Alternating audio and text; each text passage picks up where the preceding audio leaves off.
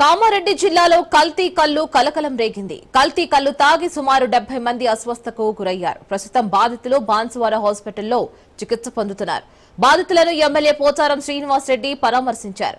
బాధితులపై కఠిన చర్యలు చేపట్టాలని అధికారులను ఆదేశించారు.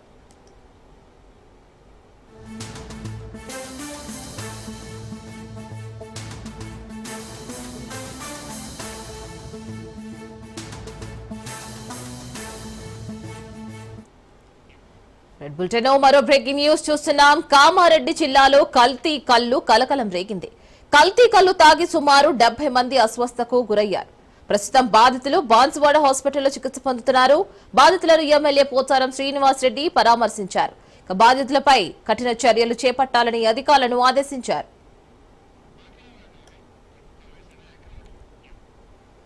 దీనిపైన ఇదే అంశానికి సంబంధించి మరింత సమాచారం మా ప్రతినిధి కిషోర్ అందిస్తారు. కామారెడ్డి జిల్లాలో కల్తీ కల్లు కలకలం రేపింది. అయితే కామారెడ్డి జిల్లాలోని బాన్సువాడ నియోజకవర్గంలోని బీర్పూర్ నస్రులాబాద్లోని 2 గ్రామాల్లో కూడా కల్తీ కల్లు తాగి సుమారు 70 మంది వరకు బాధితులు అటు హాస్పిటల్ పాలైనట్లు కూడా తెలుస్తుంది. బాధితులందరినీ కూడా బాన్సువాడ ఆసుపత్రికి తరలించారు.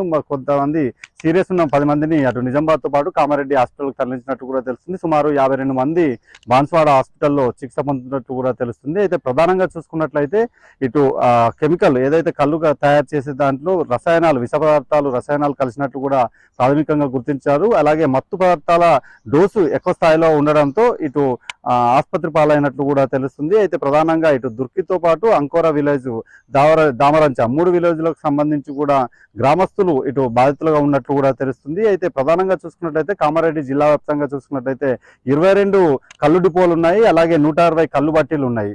రోజు కూడా సుమారు లక్షల్లో కూడా ఈ కళ్ళు బిజినెస్ జరుగుతుంది. ప్రధానంగా చూసుకున్నట్లయితే ఆల్ప్రోజోలం అలాగే డైజిపాంగ్ క్లోరోహైడ్రేట్ వంటి మత్తు కలిగించే పదార్థాలతో ఈ కళ్ళును తయారు చేస్తున్నట్టు కూడా తెలుస్తుంది. ఈ నేపథ్యంలోనే ఈ కళ్ళులో అధిక మోతాదులో ఈ మత్తు పదార్థాలను వాడడం వల్ల ఇటు బాధితులు హాస్పిటల్ పాలైనట్టు కూడా తెలుస్తుంది. మొత్తంగా చూసుకున్నట్లయితే గతంలో కూడా ఇలాంటి సంఘటనలు భారీగా కూడా చోటు చేసుకున్నాయి. అయితే ప్రధానంగా చూసుకున్నట్లయితే కొద్దిసేపటి క్రితమే ఇటు బాన్సువాడ ఎమ్మెల్యే మాజీ స్పీకర్ పోచారం శ్రీనివాస్ రెడ్డి బాన్సువాడలోని హాస్పిటల్లో చికిత్స పొందుతున్న బాధితులను పరామర్శించారు. ఎవరైతే బాధ్యులు ఉన్నారో వారిని కఠినంగా శిక్షించాలని కూడా ఆదేశాలు జారీ చేశారు. ఇప్పటికే ఏవైతే 2 బెర్కూర్తో పాటు నస్రులాబాద్కు సంబంధించిన 2 కళ్ళు డిపోలను కూడా పూర్తిగా సీజ్ చేసిన పరిస్థితి మాత్రం కనిపిస్తుంది. మొత్తంగా చూసుకున్నట్లయితే చాలా మంది కూడా బాధితులు ఎవరైతే ఉన్నారో ఈ కల్తీ కళ్ళుకు అలవాటు పడి ముఖ్యంగా డైస్పాంగ్ క్లోరోహైడ్రేట్ తో పాటు క్లోరోఫామ్ వంటి మత్తు పదార్థాలకు అలవాటు పడి రోజువారీగా కళ్ళు తాగుతూ మతి భ్రమించడంతో పాటు అలాగే మానసికంగా ఇబ్బందులకు గురవుతున్నట్లు కూడా డాక్టర్లు గుర్తించారు. ఏవైతే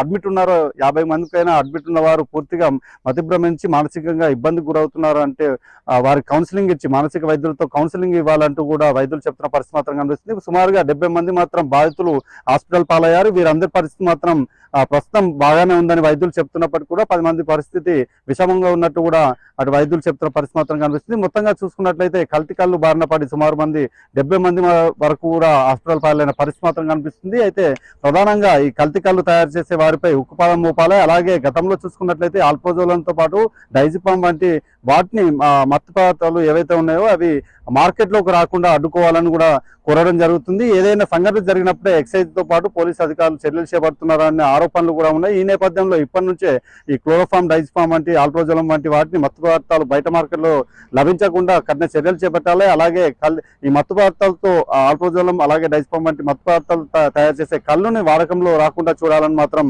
స్థానికులు కోరుతున్నారు. మొత్తంగా ఈ ప్రస్తుతం మాత్రం బాధితులు చికిత్స పొందుతున్నారు. వారి పరిస్థితి మాత్రం బాగానే ఉందని వైద్యులు చెప్తున్నారు.